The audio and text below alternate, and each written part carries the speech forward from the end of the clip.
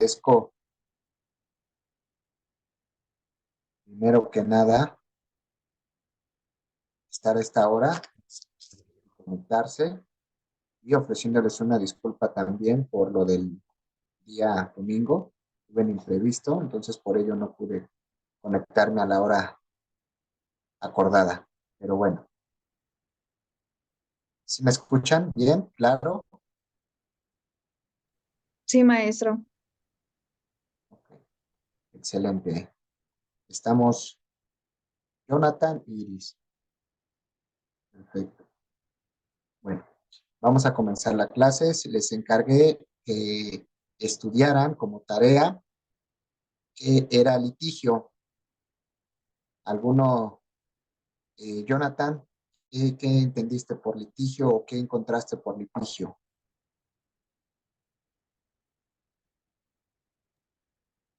Buenas noches, maestro. Buenas noches a todos. Buenas Pues noches. yo, bueno, encontré varias, pero lo junté a mi concepto y le Excelente. puse disputa o controversia entre dos o más personas por un conflicto de intereses para la pretensión de un sujeto, por la pretensión de un sujeto y la resistencia de otro. Excelente. Licenciada Iris,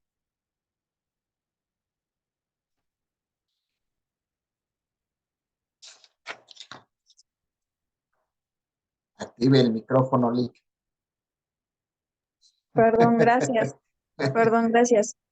Ok, para mí el litigio es, en pocas palabras, conflicto de intereses en tres, donde en una parte hay pretensión y por otra parte hay resistencia.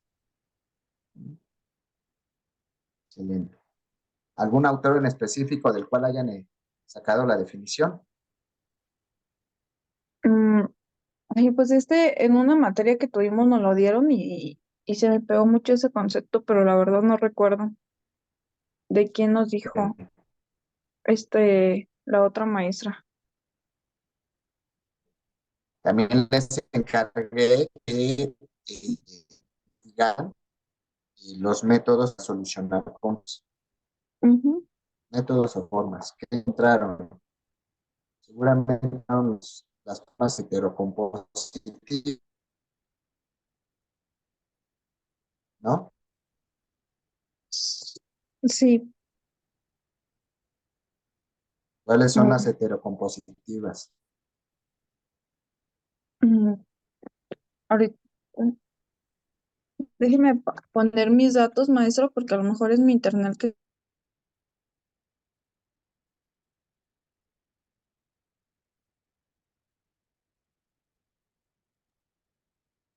¿Me puede repetir, maestro, por favor? Ya ves De, que también les encargué que investigar las formas de solucionar conflictos o de conflictos, de que investigaron. Ah, pues a mí me parece, bueno, ahorita que está diciendo, dijo una palabra, pero a mí me aparecieron otros, me pareció arbitraje, conciliación, mediación y negociación. Bueno, eso yo estuve buscando Ok, y la mayoría de páginas me arrojaba eso. sí, solamente que también, si ustedes lo buscan, están o sea, lo que es los heterocompositivos, autocompositivos, dentro de los heteros se entienden por qué hay la intervención de un tercero para poder resolver los conflictos. En este caso son, como bien lo comentas, el arbitraje, la mediación, porque hay un tercero. sí, la Ah, ok. negociación también. Así es, pero la negociación es más entre las propias partes, no hay como la intervención de un tercero. Ok. Y hay otros que los definen como este, autocompositivos. Mm, Eso es lo que quería que investigar, pero bueno, vamos ahorita a enfocarnos mucho. Eso se los dejé como, lo tengan como conocimiento porque es necesario tenerlo, van a ser licenciados, tienen que ver las formas de solucionar conflictos. La mayoría de ahorita en lo que nos vemos siempre, pues son en los heterocompositivos porque hay la intervención de un tercero. ya sea en los centros de mediación o conciliación, siempre hay un mediador o un conciliador que invita a las partes a que lleguen a un arreglo o a una negociación para ponerle fin a su controversia. O en su caso, nos vamos al juez, que es del Poder Judicial, en el cual él toma la decisión con base en los hechos y pruebas que le vayan dando las partes y él es el que resuelve el asunto. Aquí él resuelve, él indica quién tiene el derecho y quién es el al que no le asiste la razón. En el contrario, lo que es el arbitraje y la mediación, bueno, en el arbitraje sí, también hay una decisión por parte del tercero. En la mediación, pues el mediador trata de proponerles ciertas soluciones para efectos. Los conciliadores son más en el hecho de que invita a las partes a que entre ellos mismos solucionen su controversia.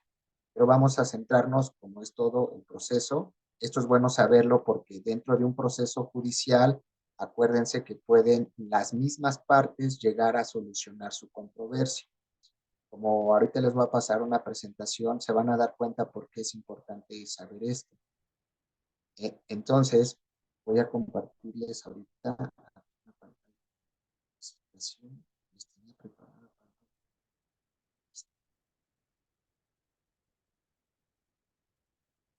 ¿Sí la ven? Se está apenas cargando. Ya, maestro.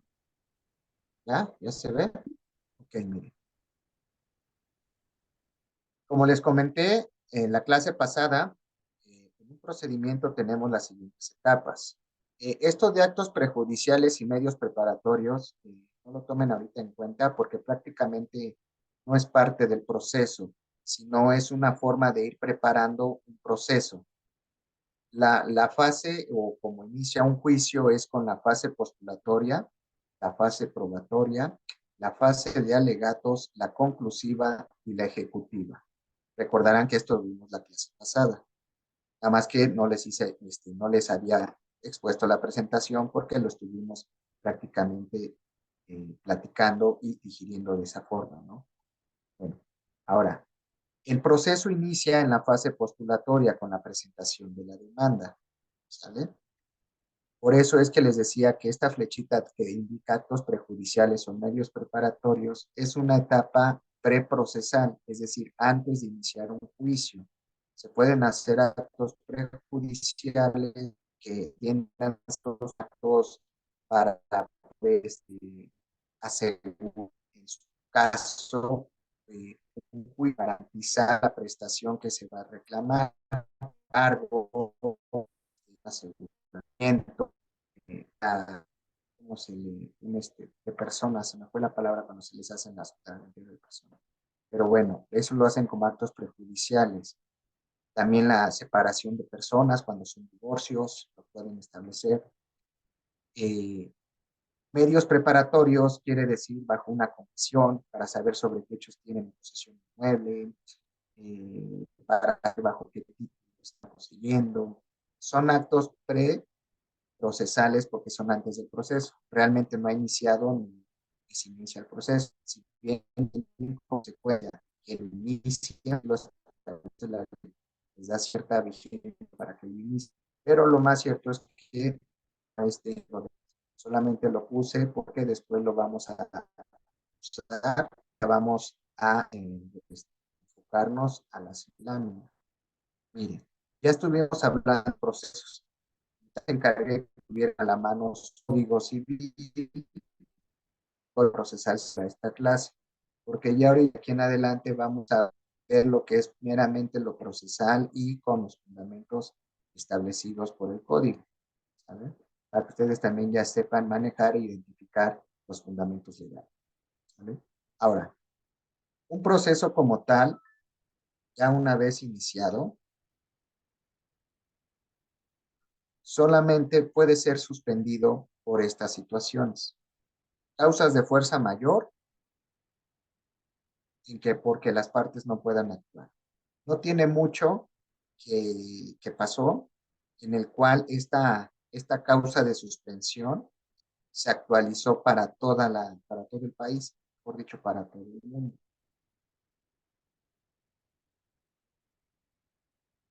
¿Sí me escuchan? Yo de mi parte, maestro, lo escucho un poquito trabado.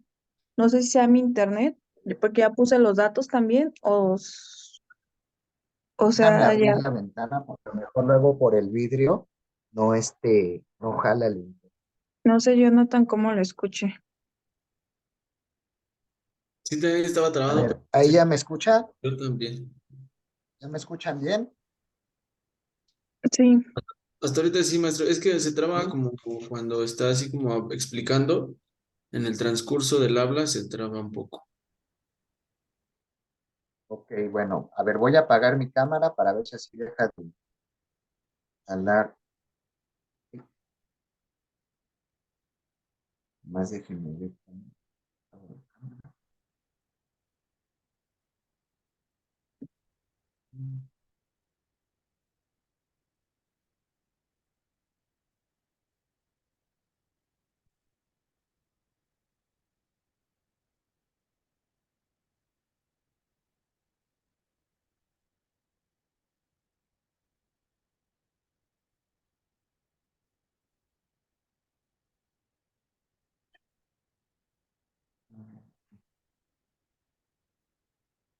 Ahí ya no me veo, ¿verdad?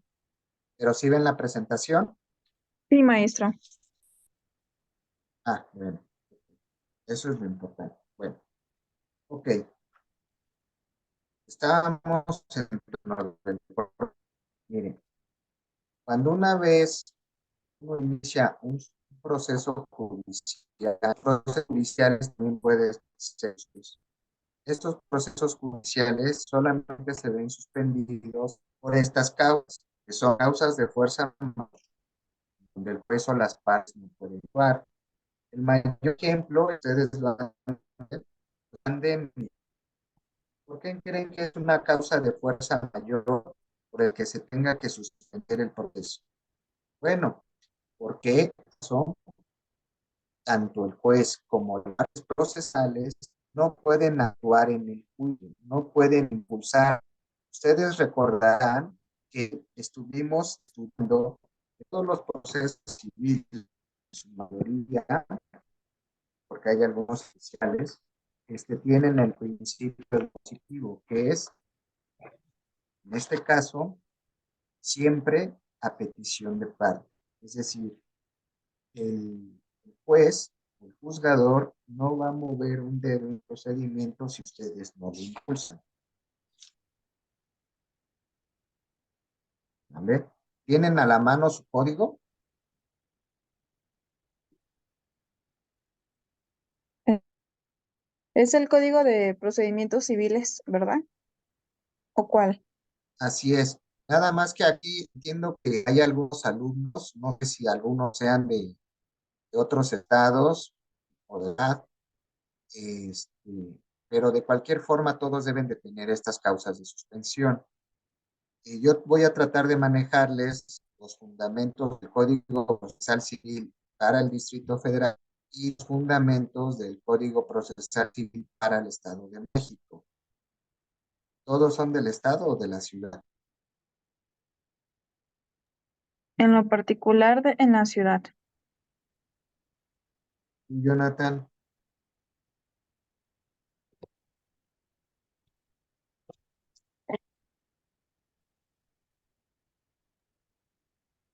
De igual de Ciudad de México.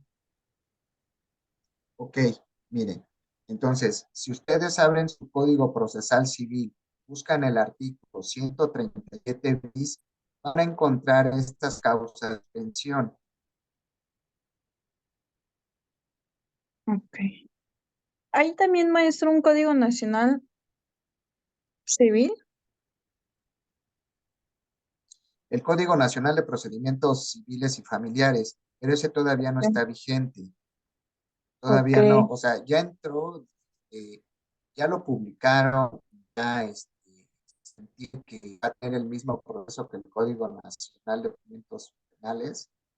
ujú. Sin embargo, todavía no, porque no hay ni siquiera iniciativas por parte de algún estado en donde ya lo estén aplicando, al menos hasta Ah, donde yo ok. sé. Entonces, de nada vaya, nos convendría estudiarlo si todavía no es aplicable. Sin embargo, estos términos o estas características de los procesos que les estoy dando también vienen ahí, solamente que ahorita no tengo el dato para darles el fundamento. Pero no, Sí, no debió haber cambiado mucho. Entonces, si tienen Ok. lectura, miren, denle lectura al artículo 137 bis, y ahí van a ver que la suspensión del proceso se da causas de fuerza mayor. Habla primero, creo que de la caducidad del artículo, establece, mejor dicho. Váyanse casi en la parte final. Ahí ¿Qué viene. número dijo, maestro? ¿300 qué? 137 bis. Ah, 137 veces. Yo lo tengo. Tengo un código. Aquí tengo un código.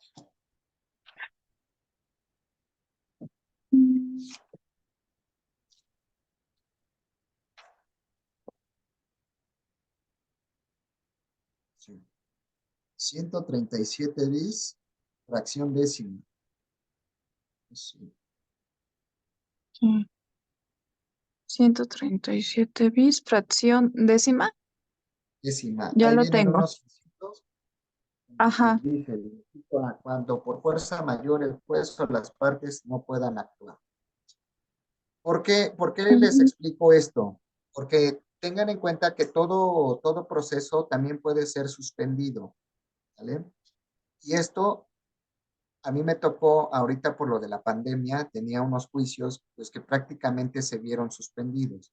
¿Qué quiere decir que cuando se suspende un juicio, que todos los términos legales que se tengan están también completamente suspendidos? Es decir, no corre ningún término. Acuérdense que todo proceso dentro de las etapas procesales se tienen de hacer de 2 a 15 días, dependiendo del acta que se vaya a usar. Y esos términos, pues, prácticamente precluyen. Si ustedes no ejercen ese derecho dentro del término que se les otorga para poder hacerlo valer, ese término precluye y por tanto se deja de tener o poderlo ejercer con posterioridad. La suspensión de un proceso interrumpe todos esos términos. Entonces, quiero que tengan en cuenta cuándo deben suspender los procesos. También esto se puede suspender por el juez cuando, pues el juez prácticamente lo que nos pasó ahorita por el COVID, todos los órganos jurisdiccionales había un impedimento de causa mayor, que es en este caso salud, que impedía el promover o darle el impulso a los juicios.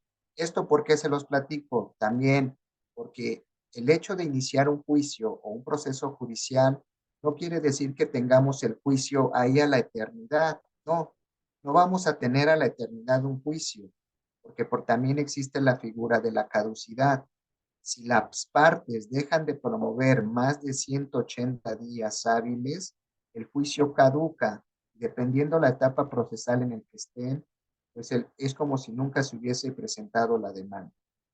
Entonces, esto es importante saberlo para que cuando empecemos a estudiar lo que es como tal todos los pasos de un procedimiento judicial, ustedes sepan identificar en qué momento se puede dar una suspensión, cuándo puede ser, cuándo puede caducar, ¿vale? Ahora, también un proceso se puede suspender por estar esperando una resolución previa o conexa del mismo juez u otra autoridad. ¿Qué quiere decir con esto? Que cuando ustedes inician un juicio, un ejemplo, yo tuve un juicio mercantil, yo era apoderado de Bancomex, de Banco Nacional de Comercio Exterior, llevamos un juicio de unos fideicomisos de una fábrica que se llamaba Fábrica de Muebles Guanajuato. Eh, ese, ese juicio me gustó mucho porque era la primera vez que inicié con un procedimiento extrajudicial de ejecución de fideicomiso. Y es muy padre porque para poder nosotros establecer la ejecución judicial de un fideicomiso, ese tipo de comercio, que la escritura pública donde se establece el procedimiento inicial deben firmar las partes al margen de la misma, ¿no? Aparte, este, eso se lleva a escritura pública y tiene que estar ahí mismo. ¿Okay? Bueno, entonces los dos, cuando llega el comercio, dice, mira, queremos ejecutar la garantía de este fideicomiso, que es que era un terreno de 10 hectáreas. Nosotros nos dijimos, ¿sabes qué? Queremos hacer un procedimiento judicial para ejecutar la garantía. Y fue un procedimiento que establece en el Código de Código. Lo iniciamos, inició. Obviamente, al momento de iniciar, contestaron la demanda, la contraria nos dice, ¿sabes qué? Desde este momento te opongo la excepción de nulidad. ¿Por qué? Porque nuestro escrito de fideicomiso, nuestra escritura, no tenía al margen la firma de las partes. Y es una exigencia. Jamás en una escritura pública van a ver las firmas, pero solamente en donde se establezca un procedimiento judicial de ejecución de fideicomiso, la ley requiere que en el de la escritura se las firmas partes. Pues obviamente vamos a perder ese, ¿no? ¿Por qué? Porque pues, no se cumple con ese requisito que la ley del notario, la ley comercial exige válido una ejecución extrajudicial. Bueno, para no hacerles el cuento largo, nosotros, al tener la oposición por parte de la fábrica, lo pongo la ejecución porque voy a anular el contrato toda vez que no viene la firma en margen. Nos fuimos al procedimiento judicial. Ahí el procedimiento judicial te exige que esté en escritura, que haya la oposición del contrario y que esté en incumplimiento. Ya teníamos los tres elementos. Entonces presentamos la demanda de ejecución judicial, la garantía de fideicomiso. Y el señor, bueno, en este caso la fábrica, nos puso su excepción. ¿Qué excepción creen que haya puesto él? Atendiendo a esta suspensión que les acabo.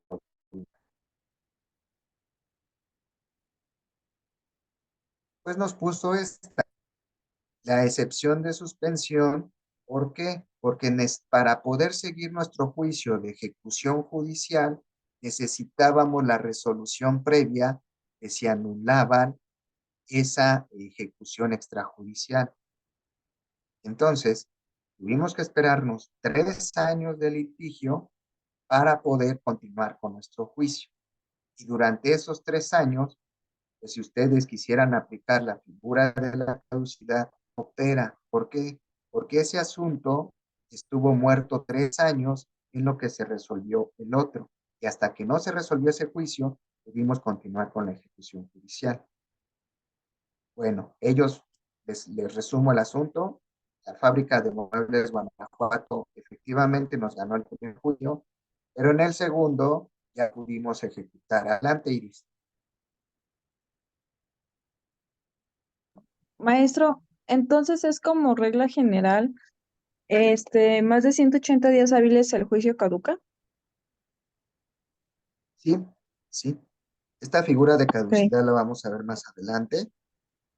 La ok. caducidad aplica solo cuando ya está iniciado el juicio Ujú. y desde que es admitida la demanda y hasta antes de que se dicte la sentencia o se cite para sentencia, puede caducar el asunto. ¿La caducidad qué significa? En ese mismo artículo 137 bis debe de estar la caducidad. Mm, Opera de ok. pleno derecho la caducidad de primera instancia, cualquiera que sea el estado del juicio, desde el primer auto que se dicta en el mismo hasta antes de que concluya la audiencia. Bla, bla, bla, bla. Transcurridos 120 días aquí. Aquí son 180, creo. Pero aquí son 120. 120 días hábiles, contados a partir de la última notificación. ¿Sale? La caducidad ¿Qué? es muy importante. Dígame. Ah, no, ya. Es que le iba a preguntar que qué fracción era. No, Muy es bien. ahí el mismo artículo 137 bis sin ninguna fracción. Sí, Ahí sí, sí, pues sí. establece el término de cuándo a cuándo opera. Es decir, desde que Ujú, les admiten la demanda hasta antes ujú. de que se cite a sentencia, opera la caducidad. La caducidad es una figura para, más que nada, las partes estén obligadas a llegar al fin del juicio, para que el juicio no esté ahí muerto o expuesto durante muchos años. Porque miren, ahorita ya evolucionó la figura de la edad. En las reformas del año de 1996, 24 de mayo, la caducidad antes nada más estaba contemplada en el Código Civil y la caducidad establecía que solamente operaba una vez realizado el emplazamiento y antes del citado a sentencia. Entonces, el Código de Comercio no tenía la caducidad regulada en ninguno de sus artículos. ¿Sale? Esto se los platico porque yo llevé asuntos de 1991, del 92 y del 95. Me tocó llevar. Vimos una cartera vencida del SAE que se adquirió. Todos los asuntos eran de créditos del 90, 91 y por lo tanto los juicios eran de esas fechas. ¿Por qué se los platico? Miren, a veces para poder tener vivo un asunto judicial en materia mercantil, en esos entonces, por no decir los juicios ejecutivos, en su caso los pagarés que tienen 3 años de vigencia para poderse hacer efectivos en la vía ejecutiva, pues los créditos que otorgaban los CIRBA o los bancos o cualquier institución de crédito les hacían firmar pagarés. Bueno, pero esos préstamos los hacían a cuánto plazo, pues los hacían a 5 o 10 años, ¿no? Y en esos entonces estábamos hablando de los pesos viejos. Ahora, cuando los abogados pues vieron esta deficiencia de la caducidad en materia de comercio, ellos presentaban las demandas. Porque, ¿qué es lo que significa presentar una demanda? Las consecuencias de presentar una demanda es que se interrumpe la prescripción. La prescripción también es otro término que tienen que tener muy a la vista y al día ustedes como abogados. La prescripción, sí, ya vieron que es prescripción. ¿Qué significa, licenciada Iris? Es cuando un término está para, es el término que se da en una etapa, en este caso está lo de la demanda, y perdón, lo del pagaré, que se va, está a poco tiempo de extinguirse, o cosa que ya se extinguió. Okay. Jonathan, ¿algún comentario?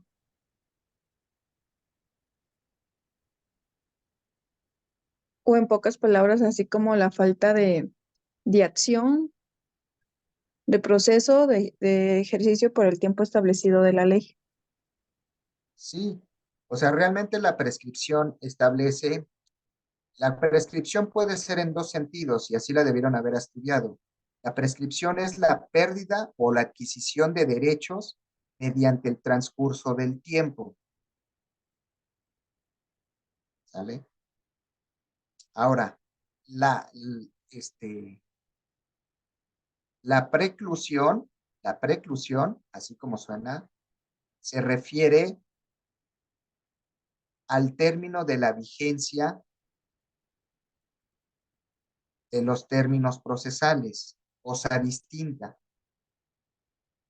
Prescripción estamos hablando de derechos, es decir, en un ejemplo, tú tienes un pagaré, licenciada Iris, y para hacer la acción ejecutiva tienes 3 años, ¿vale?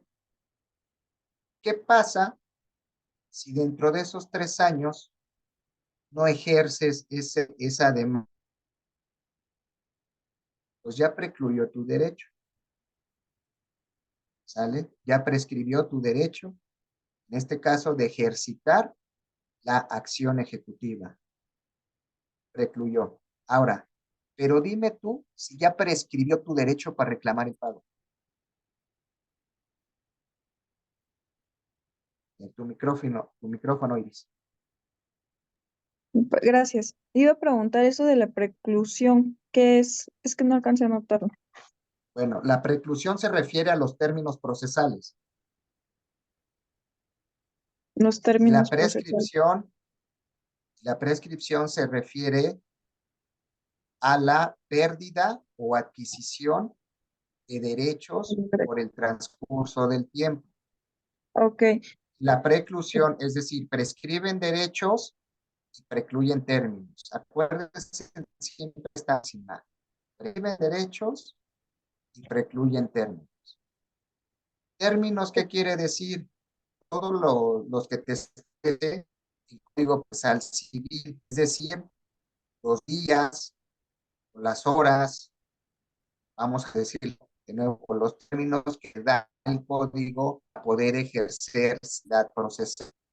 En su caso, para apelar, para apelar, para solicitar aclaraciones, para este ofrecimiento de pruebas, para desahogo las mismas. Ahí te van dando términos y esos términos precluyen si no los ejerces dentro del término que te está estableciendo, en este caso la ley o en su defecto el juez.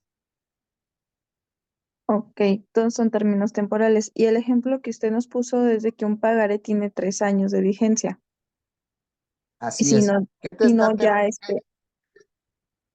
Ajá. se va a Mira, prescribir. un pagaré Entonces, o sea, prescribe, pero ¿qué prescribe? Prescribe la acción ejecutiva, es decir, la acción. ¿Sí me escuchas? Ok, 2, 3, maestro. pero bueno, a ver, déjame también poner el celular a ver si también por ahí. O no sé al compañero Carlos si escuché bien. ¿Me escuchan bien ustedes, compañeros? Maestro, sí se puede escuchar bien. Sí, licenciado, vamos bien. Ok, bueno, miren. Entonces, cuando un pagaré, tienen ustedes un derecho de cobro. ¿Están de acuerdo? Ujú. Ese derecho de cobro lo puedes hacer como te lo establece el Código de Comercio. Dentro de los 3 años que se tienen, es para la acción ejecutiva, pero si no lo ejerces en ese tiempo, ¿qué pasa? ¿Ya prescribió tu derecho de pedir el pago? Del derecho del cobro, sí, porque nada más eran 3 años. H, Guarache, licencia.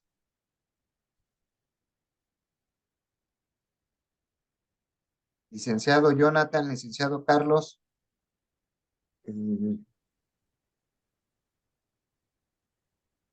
Sí, pasados tener, los 3 años de no haber iniciado el juicio ejecutivo mercantil, ¿ya no se puede cobrar un pagaré? yo a mi consideración, yo creo que sí se puede cobrar.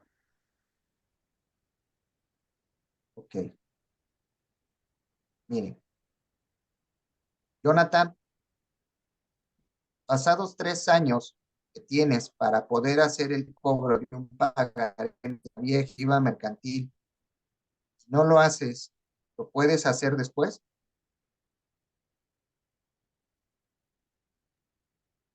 Pues en términos de la prescripción, no, sí, maestro.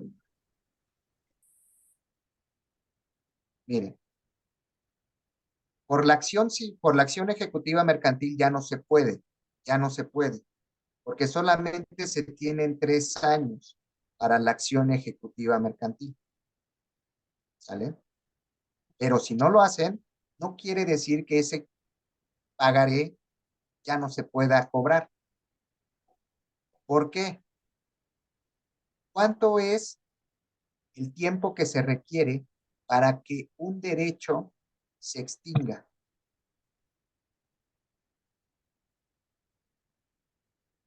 Para eso ya debieron haber visto prescripción en civil, de lo que les decía, prescriben derechos. ¿Y qué es la prescripción? la forma de perder o adquirir derechos mediante el transcurso del tiempo. Miren, una obligación de pago prescribe a los 10 años. A los 10 años, esa es la regla general. Si tú pasados esos 10 años ya no haces el cobro de lo que te deben, pues ya no puedes iniciar ninguna vía judicial para su cobro. La puedes intentar, pero ya no va a proceder, aunque la intentes. ¿Por qué?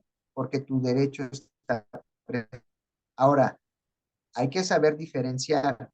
El hecho que tú tengas 3 años para poder pagar, no quiere decir si en esos 3 meses ya no vas a poderlo cobrar.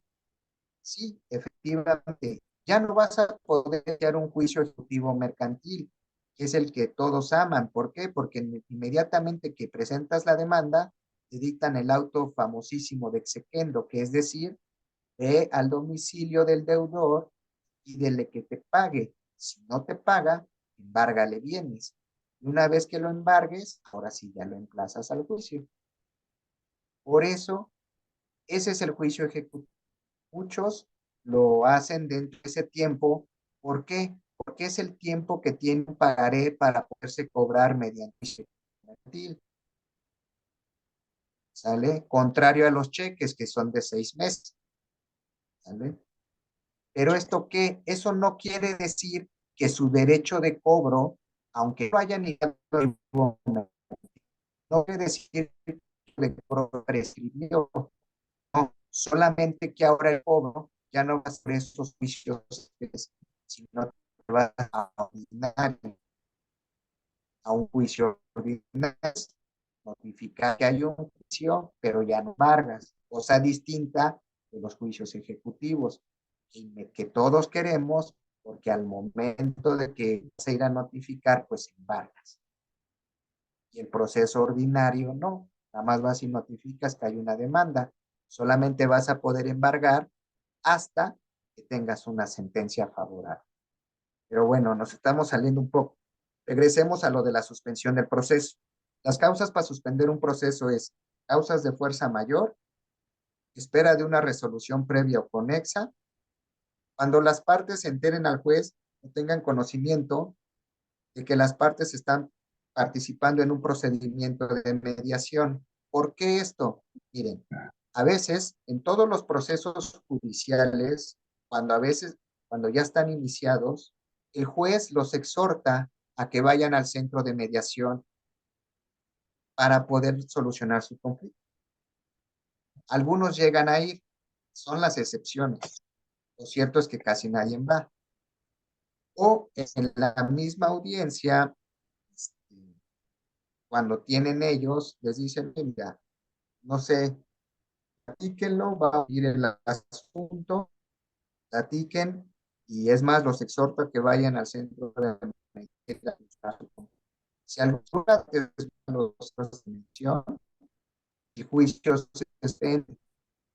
¿Por qué? Porque quiere decir que las están tratando de negociar el asunto, su litigio, y quieren su vida.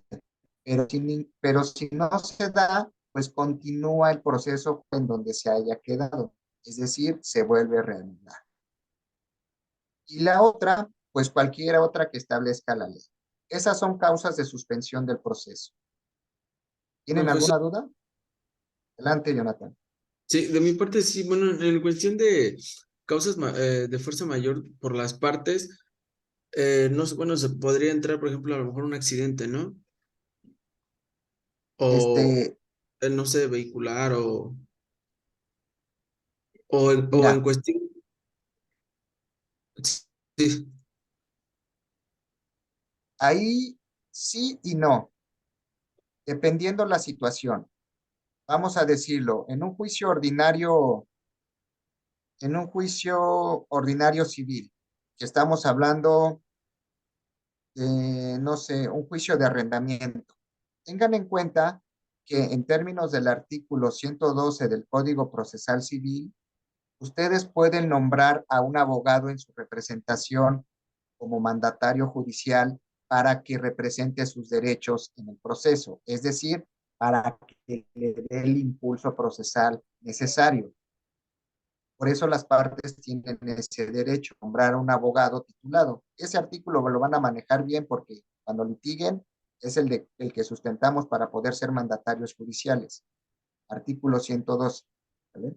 Bueno, cuando ustedes son nombrados como mandatarios judiciales, en este caso el cliente tiene un accidente, no sé, que chocó, pero no lo deja fuera de su capacidad de ejercicio, es decir, de tomar decisiones, dime tú ahí si hay una imposibilidad. Aparte de que tiene un abogado que está cuidando sus intereses en el juicio, la parte como tal, ya sea actor o demandado, no está imposibilitado mentalmente para tomar decisiones. ¿Es que sea una causa de justificación? Perdón, de suspensión. Es a lo que voy, maestro. En esos casos, no sé si hay algún artículo en el cual no sé, a lo mejor si se justifica que tuvo un accidente y manda fotos o no sé, cuál es no sé, algún artículo que hable de las justificaciones, que las fotografías lleven modo, tiempo y lugar o que haya una autoridad presente o no sé si existe algo así. Mira, es que ya sé a dónde vas. Vamos a decir, tú presentaste tu demanda. Vamos a verlo en este acto procesal. Presentas la demanda, nombras a tu abogado patrono, o sea, a tu judicial, para que le dé el impulso al juicio. Ya. Yo al menos, desde que ya era nombrado mandatario, yo ya no necesitaba de mi cliente para que me firmara mis escritos ni nada. Yo solito, como mandatario, te daba el impulso al juicio. Es decir, si tú presentas la demanda, ¿qué es el siguiente acto que tienes que hacer? Ah, pues hay que emplazar. ¿Qué necesitamos para entrar? Ah, pues hay que turnar cédulas, hay que sacar cita con la actuaria, hay que llevar a la actuaria el día de la cita al domicilio del demandado. Ah, una vez hecho eso, hay que esperar a que acuerden si sí se dio por bien notificado o no al demandado. Una vez que esté eso, hay que esperar los 15 días que tiene para contestar la demanda. Después de eso, hay que ver no reconvino. Y hay que, bueno, si contestó, nos dan 3 días para el desahogo de vista. Y si reconvino, pues nos dan 15 días para desahogar la reconvención, ¿no? En esos actos procesales no requieres de la parte, o sea, de tu cliente, porque ese impulso tú se lo puedes dar como mandatario. Caso distinto, si fuéramos a una audiencia en donde ya se va a desahogar su confesional de tu cliente y ese día o un día anterior él tuvo un accidente, ¿qué vas a pedir? ¿Vas a pedir una suspensión o un diferimiento de audiencia? Una suspensión o sea, yo jamás suspendería un juicio. ¿Por qué? Porque no es una causa de fuerza mayor. Si bien es cierto, ahorita está imposibilitado tu cliente, lo más cierto es que vas a pedir que difieran la audiencia. No vas a suspenderlo. Te van a señalar una nueva fecha para audiencia. ¿Cómo la vas a justificar tú? Ah, pues con los documentos que tienes, mira, en el cual pues sufrió un choque, por lo tanto no está apto para desahogar esta confesión, toda vez que tiene una posibilidad material, física, para poder venir a desahogar la misma. Te difieren la audiencia y te dan 2 o 3 meses, pero no está suspendido el juicio, solamente la efectos de que se recupere tu cliente para poder desahogar esa confesional que tiene a su cargo. Ahora, caso distinto, se muere tu cliente. Dime si ahí sí valdría una suspensión.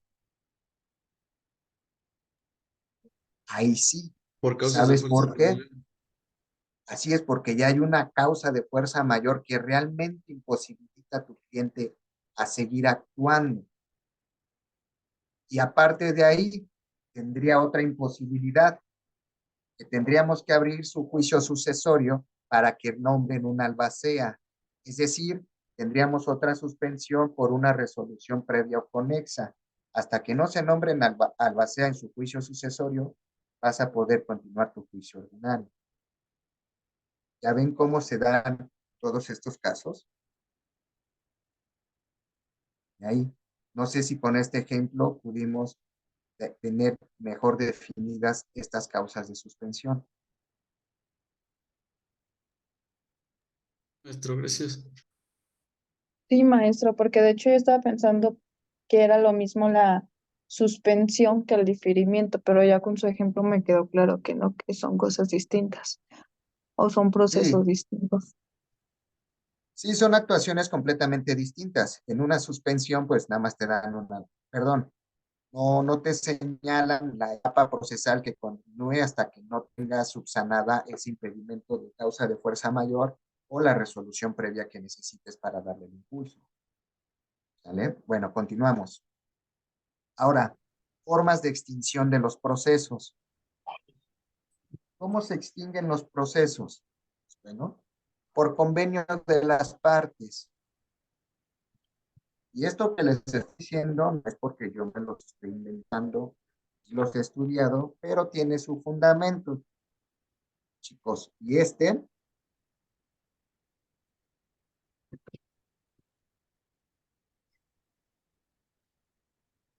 que todos son tú también, Carlos, ¿eres de la ciudad o del estado?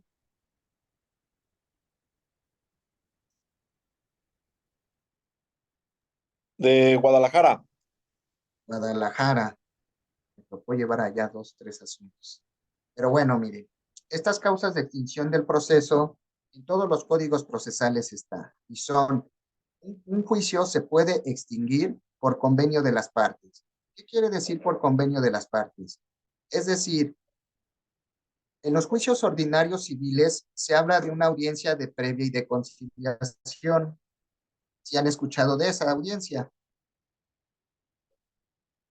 En los juicios familiares también se Sí, habla de maestro. una audiencia de conciliación. En los juicios de divorcio le hablan también de audiencia de conciliación y en el Estado de México los llaman audiencias de advenimiento, si no mal recuerdo. Bueno, ¿qué se hace en esas audiencias? Pues invitan a las partes a poder resolver su asunto mediante un convenio que ahí celebren. Y si ahí celebran un convenio, pues ya prácticamente solucionaron su conflicto. Por lo tanto, ya no tiene razón de ser el juicio. ¿Por qué? Porque ya no necesita desahogarse pruebas ni dictarse una sentencia, toda vez que las partes ante el juez ya resolvieron el asunto. Y ese convenio se eleva a sentencia, es decir, se toma como si fuera la sentencia. Ya con eso se concluye y se extingue el proceso. Si bien es cierto, puede haber incumplimientos de esos convenios judiciales, pues ya con base en las obligaciones que hayan establecido ahí, se puede continuar con una ejecución por incumplimiento de convenio. Pero ya estamos hablando de un nuevo proceso, porque el que inició concluyó con ese convenio. Ahora, ¿han escuchado de la palabra desistimiento? Esa palabra desistimiento la vamos a ver también para extinguir un juicio o un proceso, porque está el desistimiento de la acción y el desistimiento de la instancia. ¿Se han escuchado de esto? Desistimiento de la acción y de la instancia. De la acción, sí, de la instancia, no. A ver, dinos, Iris, ¿qué has visto del desistimiento de la acción? ¿Qué De la entiendes por acción, desistimiento? desistimiento de que ya no quiere la parte proceder con en este caso con la demanda, si estamos hablando de demanda, El hecho de de, que se el de hecho la de acción, desistirse de la acción, ¿qué significará o qué consecuencias tiene? de que ya no procede, Ya no procede que en este caso la demanda. sí, más o menos. Jonathan,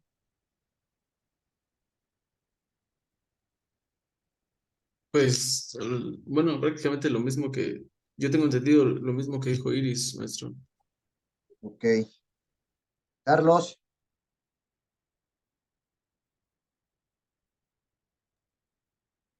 Aquí yo acudí a San Google Elic Ujú. y dice, es el acto procesal mediante el cual el demandante manifiesta al juez el propósito de abandonar la instancia o la demanda. Ok, bueno. El fundamento del desistimiento de la acción y de la instancia está en el artículo 34 del Código Procesal Civil de la Ciudad de México. Ahí van a encontrar la definición. Desistimiento de la acción es como tal, como lo indica este iris. Si bien es cierto, se está desistiendo de la demanda, pero es que no es solo de la demanda. Estás desistiendo del derecho que te asiste o que pretendes reclamar. Y el hecho de que te desistas de la acción, jamás vas a volver a poder demandar ese derecho. Jamás. ¿Por qué? Porque ya te desististe de la acción. Es decir, si tú inicias un juicio, eh, vamos a decirlo, de acción de prescripción, o el juicio reivindicatorio, o el juicio de cancelación de hipoteca o de creación de hipoteca, presentas la demanda, contestan demanda, y después dices, oiga, este juez, me quiero desistir de la acción. Desistirte de la acción es desistirte del derecho que te asiste. Por lo tanto, jamás vas a poder o volver a iniciar un juicio para cobrar ese derecho o que te otorguen ese derecho que ya te desististe. Porque es como haberle otorgado un finiquito o un perdón. En la instancia es distinto. El hecho de desistirte de la instancia quiere decir que nada más te desistes del proceso, pero no del derecho que te asiste de reclamar. Tú inicias tu juicio, pero resulta que tu juicio lo iniciaste mal. Te diste cuenta antes de emplazarlo. Qué padre, ¿no? Entonces le dices al juez, juez, mira, me vengo a desistir de la instancia. Ok, se tiene por desistido de la instancia. La única consecuencia que tiene es retrotraer los efectos como si nunca lo hubieses presentado la demanda. Eso es desistirse de la instancia. Te desistes nada más de haber iniciado el proceso, pero no te estás desistiendo de tu derecho que tienes para reclamar, cosa distinta de la acción. Si te desistes de la acción, estás desistiéndote de tu derecho que tienes para reclamar. ¿Sale? ¿Sí se entiende? Y el fundamento está en el artículo 34 de la Ciudad de México. Te lo debo, Carlos, el de Jalisco, no lo tengo a la mano, pero si lo buscas, lo vas a encontrar y es la misma definición. En el Estado de México también se encuentra, si no mal recuerdo, está por ahí aquí los manejan por por el 1.240 más o menos. Ok, Sí, sí, sí, sí. extinción del proceso por cumplimiento voluntario de las pretensiones. ¿Qué quiere decir? Tú vas y presentas tu demanda reclamando pago de 5,000 pesos, o reclamando la devolución de la propiedad, reclamando una servidumbre de paso, reclamando la ejecución de una garantía. Y el demandado, cuando va a contestar su demanda, dice, ¿sabes qué? Aquí está tu propiedad. ¿Sabes qué? Aquí están tus 5,000 pesos. ¿Sabes qué? Mira, sí, aquí haz tu servidumbre de paso, sin problema. ¿Qué quiere decir esto? Es como el allanamiento. ¿Qué quiere decir? Que el demandado está pagando voluntariamente lo que el actor le está reclamando. Y al momento de hacerlo, pues ya no hay necesidad de continuar con el juicio. Y nada. Por lo tanto, se extingue. Y caducidad de la instancia. Y ahí es donde viene la figura que hace rato estábamos hablando. Una vez que tú inicias un juicio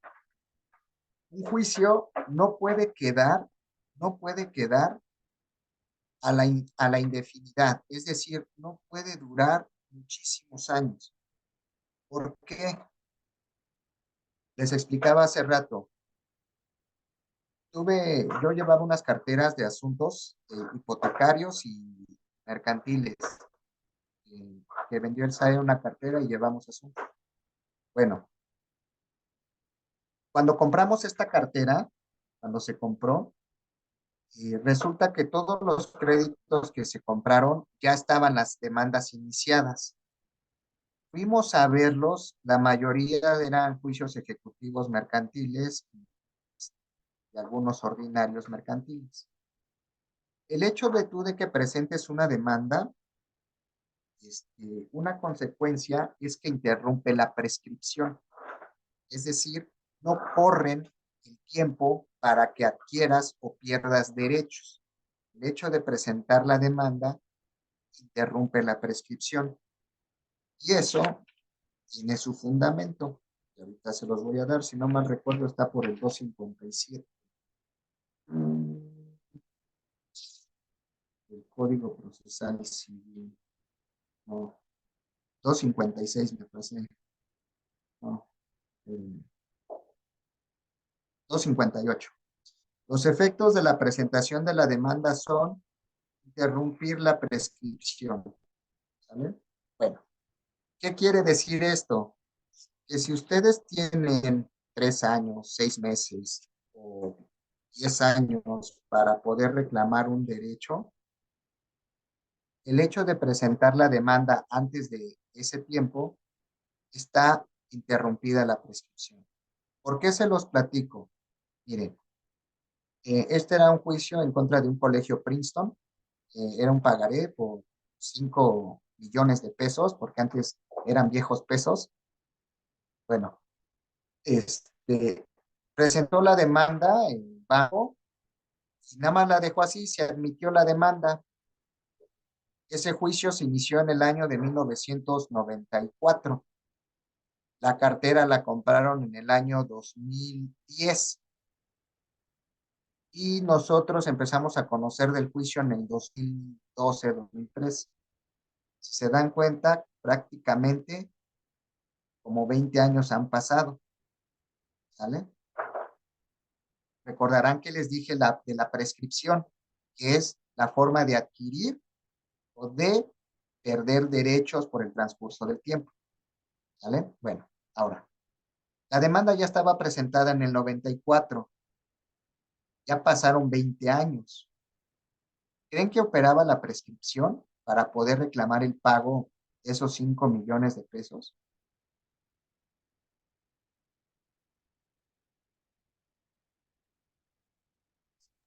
Maestro, Dígame, pero también la demanda, si no tiene alguna opción, también prescribe, ¿no? las demandas no prescriben. Las demandas no Acuérdate, prescriben. acuérdate de la, por eso tienen la caducidad. Las demandas no prescriben. Ok, es que lo estoy confundiendo como con una denuncia, que hay carpetas de investigación que prescriben. Prescribe la acción persecutoria, Ujú. pero ahí tienen que pasar cierto tiempo que dejen Sí, de claro. actuar. También se configura que es la figura de la caducidad, Ok. pero en materia penal sí te traslapan la prescripción una vez ya iniciado la denuncia, pero la misma se puede ver interrumpida la prescripción siempre y cuando hagas una actuación que le dé el impulso a la investigación. Y Porque como también me judicial. tocó, ¿eh? Me tocó ese de un asunto del siglo XX, el hospital que está ahí en Centro Médico. Ujú. Unos médicos negligentes dejaron unas pinzas a la señora, falleció, las dejaron en su panza, falleció la señora, dejó a 2 niños huerfanitos. El esposo de ella, pues, se fue al vicio, pasó, y entonces llegaron los tíos lejanos de los niñitos a pedir consulta con nosotros.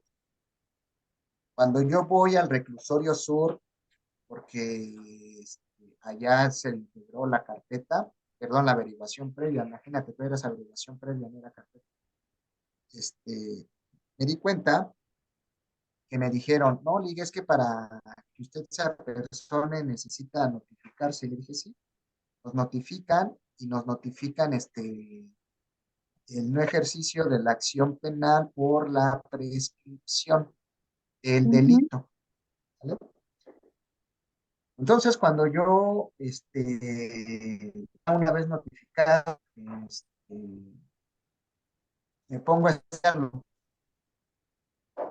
y resulta que ya estaban los peritajes y efectivamente decían que la responsabilidad del médico pues recaía en ellos porque fueron negligentes a dejar ahí este, las pinzas, ¿no?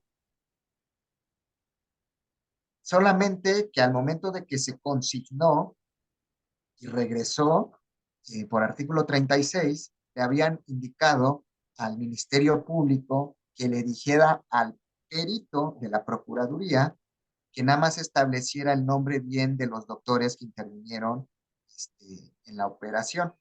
¿Sale? Eso fue el año, vamos a decirlo así, fue en el año 2015, no, 2012, y yo fui en el 2018. Esa fue la última actuación que se hizo en el 2002. Yo en el 2018, cuando tuve acceso con el M, bueno, con el Ministerio que notifican esto, le digo, oiga, Lick, pues yo voy a presentar mi recurso para inconformarme de este ejercicio, porque realmente no aplica, toda vez que usted me quiere prescribir este delito cuando la última actuación que tenían estaba a su cargo. Yo no veo ningún oficio que ustedes hayan girado de servicios periciales para que el perito haya establecido los nombres de los médicos que intervinieron en la operación. Y eso era una carga de ustedes, no de mi cliente para hacerlo. Y entonces, no, no, Ligue, espérese. Pues, Ligue, es que mire, usted me está prescribiendo esto. Total que al final del día presentamos nuestro retorno, pero ya los clientes después se desaparecieron. Al final del día yo creo que ya habían cheteado ahí al MP porque hasta desaparecieron nuestra inconformidad y tuvieron por concluida la carpeta, perdón, la averiguación. Caso que no se da, como les estoy diciendo, la verdad aquí no se da en México, en otros países, pero bueno. Pasaron 3, 4 años y jamás obtuve una resolución de eso. Y ya también como el cliente dejó de darnos el honorario que le pedimos, ya también nosotros no hicimos caso, ¿no? Porque de eso comemos, ¿no? De eso nos dedicamos. Pero al final eso me llamó mucho la atención, que en materia penal sí comienza la prescripción porque hay disposición expresa y también jurisprudencia de que la prescripción opera si después de pasado cierto tiempo en la averiguación previa o carpeta no se hacen actuaciones ministeriales que aplican la prescripción, empieza de nuevo a correr el cómputo de la prescripción del delito. Cosa distinta en materia civil, mercantil, familiar. Ahí no, porque así hay un artículo expreso que es el 258. Y una vez presentada tu demanda, la prescripción se encuentra interrumpida. Luego entonces, cuando tú presentas tu demanda en términos del artículo 358 del Código Procesal Civil, la prescripción está interrumpida. ¿Qué quiere decir esto? Que por el transcurso del tiempo no te va a operar la pérdida ni la adquisición de un derecho, porque está intacto. Miren, les voy a dejar de tarea que lean y estudien lo de la prescripción. ¿Sale?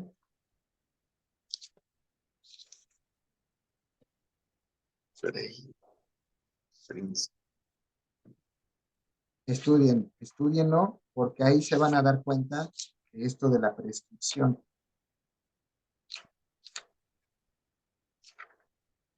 Más déjenme darles el fundamento.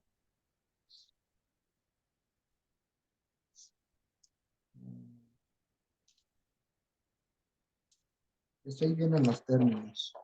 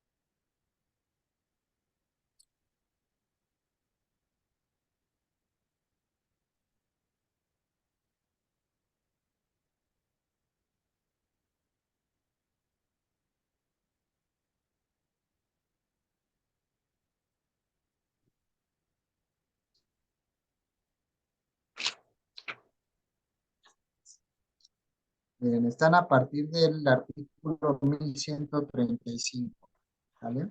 De ahí empieza de la Ciudad de México. De ahí empiezan a Del estudiar Código para que Nacional, vean. ¿verdad? Digo, del Código de ¿Perdón? Procedimientos. Del Código Código de Civil. Procedimientos Civiles. Ah, Código Código Civil. Civil. Código Civil. Bueno, regresamos a la caducidad. Bueno, una vez iniciado su juicio, les comento que los procedimientos judiciales no pueden ser a la infinidad. Para todo se tiene un tiempo para concluirlo. ¿Por qué? Miren, los términos judiciales que establece el Código Procesal Civil, desde que tú presentas la demanda, en principio se manejan ciertos lapsos para poder notificar, para poder contestar, para poder desahogar tu vista, para darte el periodo de desahogo de pruebas, y para tus alegatos y para dictar sentencia, ¿vale? Si juntamos todos esos términos, prácticamente estamos hablando de un periodo aproximado de entre 6 meses a 8 meses para poder tú darle fin a un proceso civil, ¿vale? Sin embargo, como les decía, las malas prácticas a veces, mucha gente presenta las demandas y a veces se tardan 2, 3 años en poder emplazar o en poder notificarla, más en los juicios ejecutivos. ¿Por qué? Porque esto hace que acrecente el interés y el hecho de que, imagínense, tengo un pagaré, ¿no? Vamos a hablar de un juicio mercantil. Tengo un pagaré que me prescribe a los 3 años, me está generando, ya por lo de la usura, nomás se puede hasta el 3,33% mensual. Me está generando un 4% de interés mensual, ¿sale? Y es un pagaré de 50,000 pesos. Imagínense, vamos a decirlo así, 2 años, 11 meses de intereses, porque tengo que interponer la demanda antes de que me prescriba, ¿sale? La interpongo, listo. Y tengo que prolongarla, pues para que me genere más ingreso, pues 1 año. Entonces, ahí voy yo, pues cada 4 meses o cada 5 meses, antes de que se me junte la caducidad, presento, no sé, un escrito en donde diciendo, háganse las cédulas, oye, te señalo este nuevo domicilio del demandado. Y ahí vamos alargando los procedimientos judiciales. ¿Esto por qué se los comento? Porque antes de esta caducidad, la caducidad empezaba a partir del emplazamiento.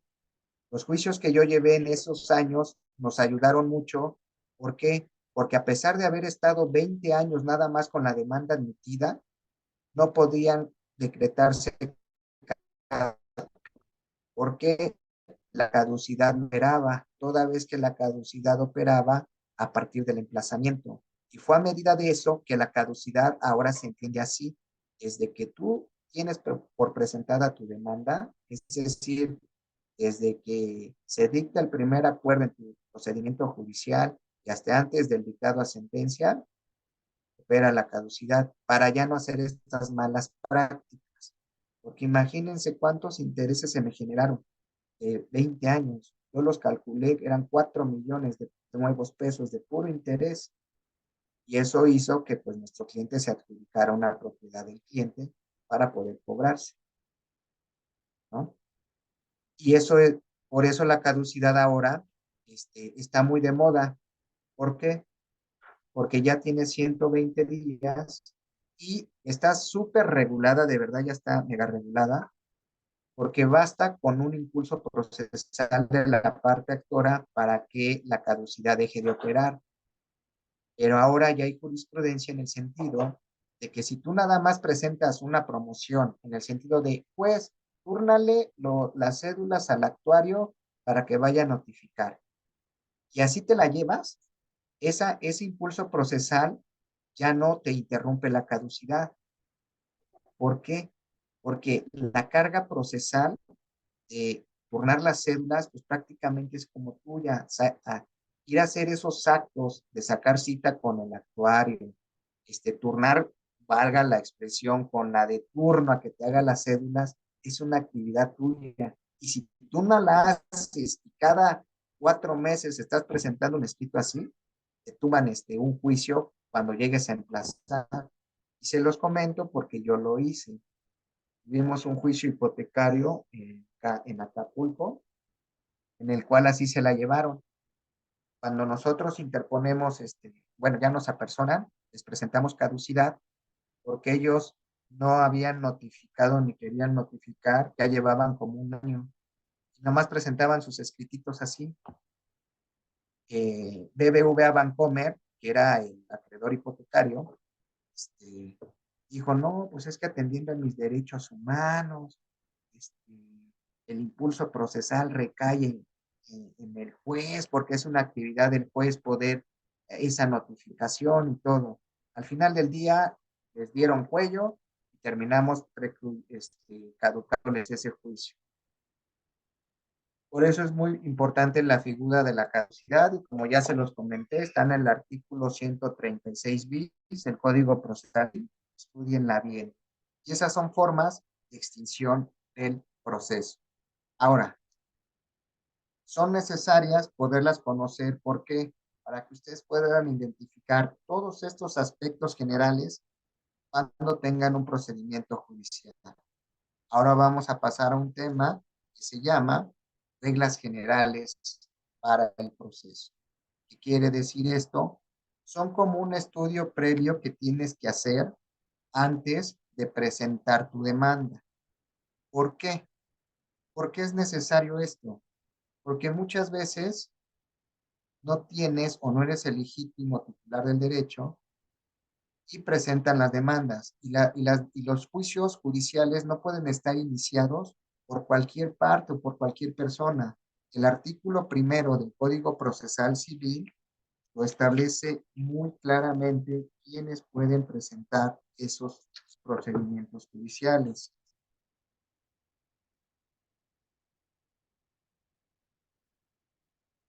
¿Sale?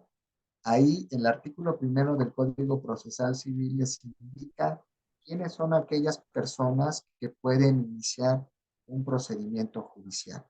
¿Sale?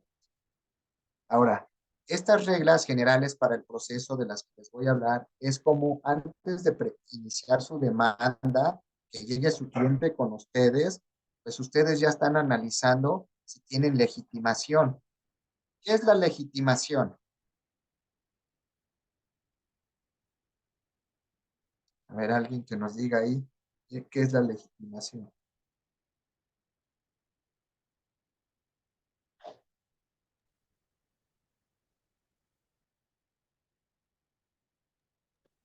Es cuando, ¿Qué es eso? es cuando una persona se cree con el derecho, ¿no? Para iniciar una demanda. Así es. Pero aparte de eso, tenemos dos tipos que deben de estudiar de la legitimación.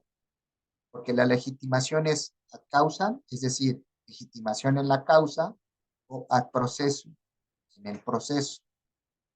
que son cosas muy distintas. Y aquí se las defino.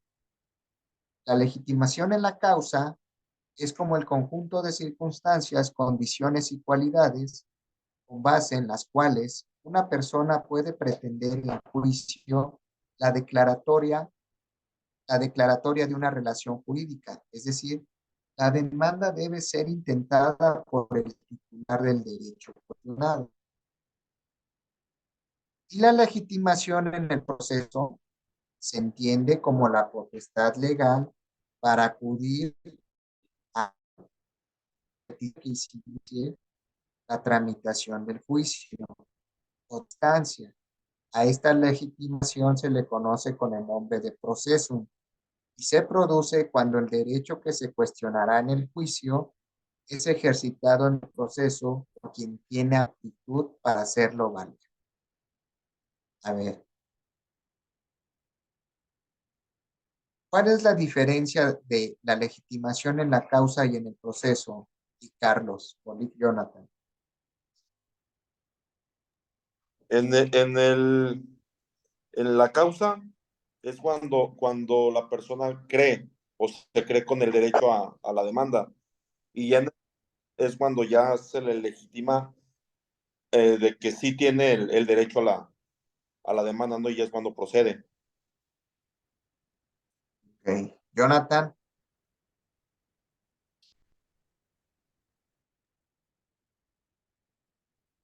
Mm, no, bueno, pues yo lo que yo le entiendo, profesor, es en en la de causa, pues que interpone el mero legítimo titular del derecho, que en este caso, pues a lo mejor la parte actora, que sea la titular del derecho. Y en la de proceso, quien se cree apto para hacer valer el derecho, pero que no sea, digamos, que el titular. Okay. Licenciada Iris. Bien, maestro, yo le entiendo que en la causa es la persona o el titular como se está manejando que puede presentar, pretender, interponer su declaratoria. Y en el proceso es como la potestad legal para mí sería como el representante legal que mencioné o que, ay, ¿cómo se le dice? Que, no que mencioné, que, bueno, pues al Presente. representante al legal o apoderado legal que designé para acudir en mi representación en cualquier instancia o o en un juicio. Okay. Miren, les voy a poner un ejemplo y ustedes me dicen quién tiene legitimidad en causa y quién tiene legitimidad en proceso. Yo, Francisco Hernández, soy dueño del departamento 183 de la colonia Condesa, ¿no? Soy dueño del departamento 183. Yo le dije a la inmobiliaria Muebles 21 que pues dieran arrendamiento mi departamento, ¿sale? La inmobiliaria se lo rentó al licenciado Carlos Gómez por un año, ¿no? ¿Están de acuerdo? Ahora, el licenciado Carlos Gómez ya incumplió con las rentas, ¿sí? ¿Qué vamos a iniciar? Un juicio de arrendamiento. A ver, ustedes como abogados, ¿quién tendría que demandar?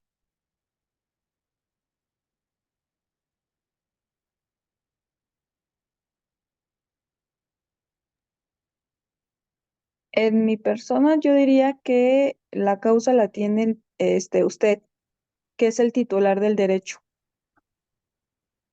o sea, del bien inmueble. Y el proceso es la inmobiliaria que usted designó para que arrendara. Carlos, Lo mismo, Lick, mismo. Jonathan,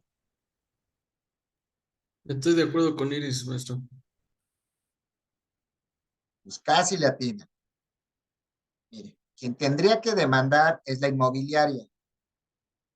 ¿Por qué? Porque ella tiene la legitimación en la causa. Ella celebró el contrato de arrendamiento con Carlos Gómez. Ella es titular del derecho del uso de ese inmueble y ese uso se lo está pasando a Carlos. ¿Qué es lo que se reclama en el juicio de arrendamiento? ¿A quién le están incumpliendo? ¿Le están incumpliendo a mí como dueño del inmueble o le están incumpliendo a la inmobiliaria?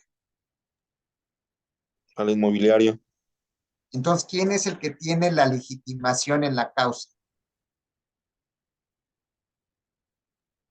la inmobiliaria, ¿Ya vieron? Ahora, ¿quién tendría la legitimación en el proceso? La misma inmobiliaria. Pero ¿saben cómo? Mediante un representante o apoderado. ¿Por qué? Porque ¿quién es el que se va a personar? La inmobiliaria, pero la inmobiliaria no es un ente físico como nosotros, es una sociedad y las sociedades solamente están representadas por un administrador o un apoderado. Entonces, el que vaya a acudir en representación de la inmobiliaria debe de tener legitimación en el proceso. ¿Qué quiere decir? Tiene que tener las aptitudes para poder demandar en nombre y representación de la inmobiliaria el derecho que le asiste a ella. No sé si me dé a entender. Miren, por decir, Jonathan es el abogado. Jonathan dice, Inmobiliaria 21, representada por no sé, por Juan Carlos Maldonado, quien acredita su personalidad con, con tal poder. Y al final firma Jonathan como el mandatario judicial sin que firme Carlos. Ahí creen que esté realmente con la legitimación en el proceso Jonathan, porque lo están nombrando como mandatario judicial. Y no firma Carlos, que es el dueño del inmueble. No, Carlos es el representante Al representante.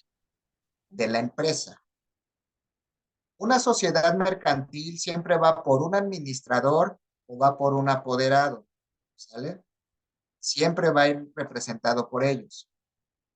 Pueden iniciar la demanda diciendo yo, no sé, Juan Carlos como apoderado, y al final no presenta su firma o no presenta el poder, no, y nada no, más no, va la firma de Jonathan como mandatario judicial. ¿Creen que se pueda iniciar o, mejor dicho, admitir esa demanda?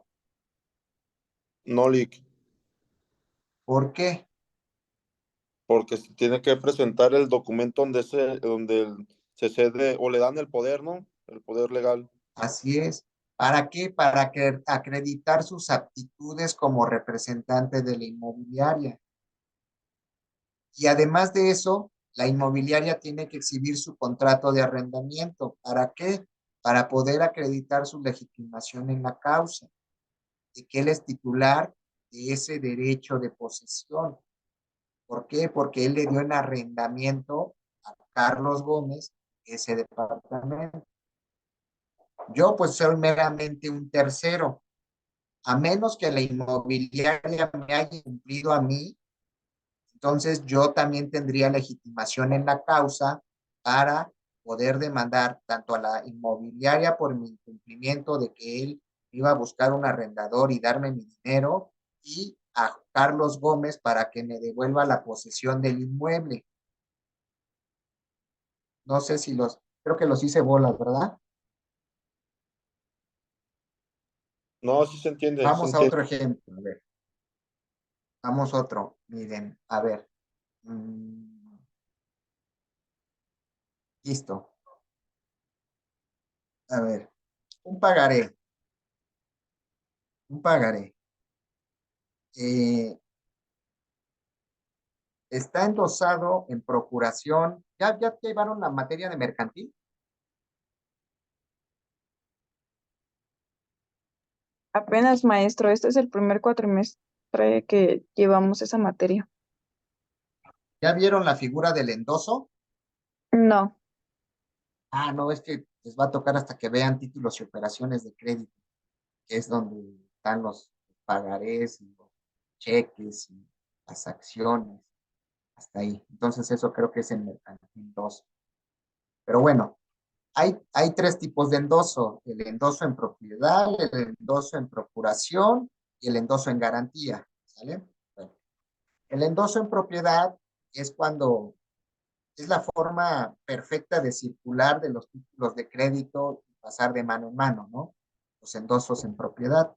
¿Por qué? Porque le estás endosando la titularidad de los derechos que representa ese documento o título de crédito. El endoso en procuración significa que estás dándole el derecho a esa persona que cobre en tu nombre y representación ese dinero. ¿Vale? Sí me di a entender. Y el endoso en garantía, pues creo que no hay tanto que explicarlo porque la misma palabra garantía pues, indica para qué se está endosando, como en garantía de algo. Ahora, pues la lista de Iris Martínez me debe 5 millones de pesos, que dijo que me los iba a pagar el día 20 de mayo del 2023. Pues resulta que no me ha pagado. Entonces yo voy con el licenciado Jonathan y le digo, oiga, Luis Jonathan, mire, yo no quiero verle la cara a la licenciada ahí, porque no quiero tener problemas. Le endoso en procuración mi pagaré para que usted me lo cobre. Me dice, ok. Entonces él hace su demanda, juicio ejecutivo mercantil en contra de Iris Martínez, ¿no? Quien viene a promover juicio ejecutivo mercantil, ¿quién sería la parte actora?